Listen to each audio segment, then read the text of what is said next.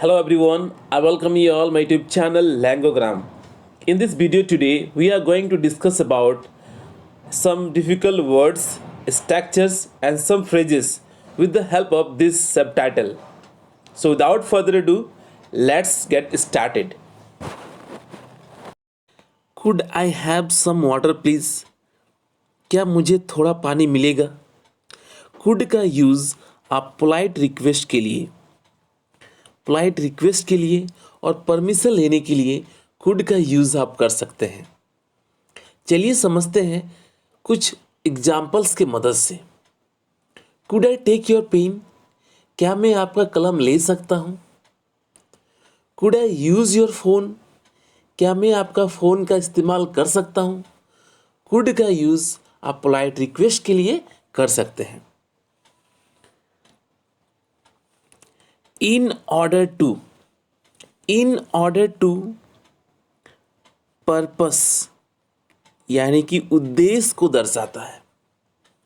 In order to purpose को दर्शाता है।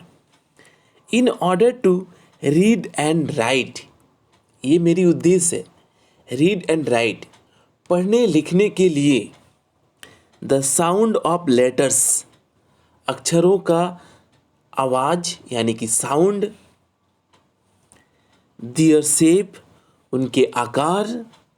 The meaning of words, words के मतलब। All this need to be understood, ये सभी चीज़ समझना जरूरी होता है। इन ऑर्डर टू का यूज़ आप पर्पस को दिखाने के लिए, उद्देश्य को दर्शाने के लिए कर सकते हैं। एक दूसरा एग्जाम्पल लेते हैं। In order to teach you English I make videos.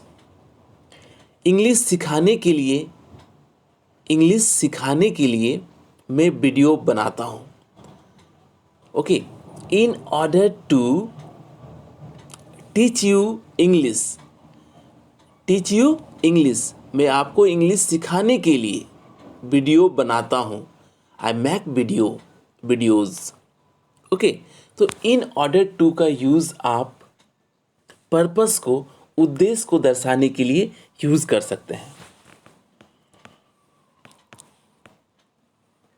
That's a lot of rubbish, ये सब बकवास है। That's a lot of rubbish, ये एक बहुत ही यूज़फुल फ्रेज़ है जो आप अपने कन्वर्सेशन में ऐड कर सकते हैं। That's a lot of rubbish, ये सब बकवास है। Excuses to avoid studying, avoid का मतलब होता है परहेज़ करना, और स्टडिंग का मतलब होता है पढ़ना, अध्ययन करना। तो ये पढ़ाई न करने के बहाने हैं। Would you read this please mister Awasthi? Will का प्रेजेंट फॉर्म और पास्ट फॉर्म वुड होता है। विल का यूज़ आप फ्यूचर के लिए करेंगे और वुड का यूज़ आप प्रेजेंट और पास्ट के लिए कर सकते हैं। Would you read this please? क्या आप इसे पढ़ेंगे mister Awasthi? At least give it try, कम से कम एक बार आप कोशिश कर सकते हैं। एटलीस्ट गिव इट ट्राई, कम से कम एक बार कोशिश करिए। कंसंट्रेट का मतलब होता है ध्यान। कंसंट्रेट, ध्यान दीजिए। व्हाट नॉनसेंस, क्या बकते हैं। How can I read this, मैं इसे कैसे पढ़ सकता हूँ। यू आर मिसबिहेविंग नाउ, आप गलत व्यवहार कर रहे हैं, मिसबिहेव कर रहे हैं। ये प्रेजेंट कंटिन्यूअस का सेंटेंस है। यू आर मिसबिहेविंग नाउ, आप गलत व्यवहार कर रहे हैं। योर एटीट्यूड का मतलब होता है रवैया। Your attitude is all wrong, आपकी जो रवैया है बिल्कुल ठीक नहीं है। यू आर बीइंग नॉटी, आप नटखट हो रहे हो।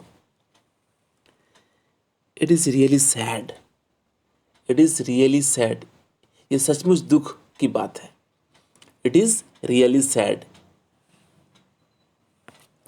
This difficulty in reading and writing is called dyslexia. ये जो मुश्किल है पढ़ने लिखने की, ये जो मुश्किल है, डिफ़िकल्टी है, इसे डिसलेक्सिया कहते हैं। डिसलेक्सिया एक डिसऑर्डर होता है, पढ़ने लिखने की एक बीमारी होती है, जिसे डिसलेक्सिया कहते हैं।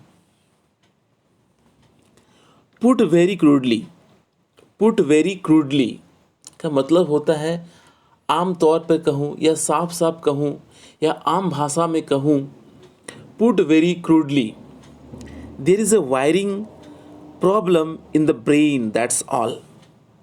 उनके मस्तिष्क में एक वायरिंग प्रॉब्लम है। Okay, what a strange man you are, बड़े अजीब व्यक्ति हैं आप। What a strange man you are. Look at this, ध्यान से देखिए। लुक का यूज़ जब आप किसी चीज़ को ध्यान से देखते हैं तब लुक का यूज़ कर सकते हैं। लुक एट दिस, ध्यान से देखिए। There is a sharp mind here spinning 1,000 colourful dreams. There is a sharp mind, sharp मतलब होता है तेज दिमाग। शार्प माइंड हियर, यहाँ तेज दिमाग हजारों रंगीन सपने बुन रहे हैं।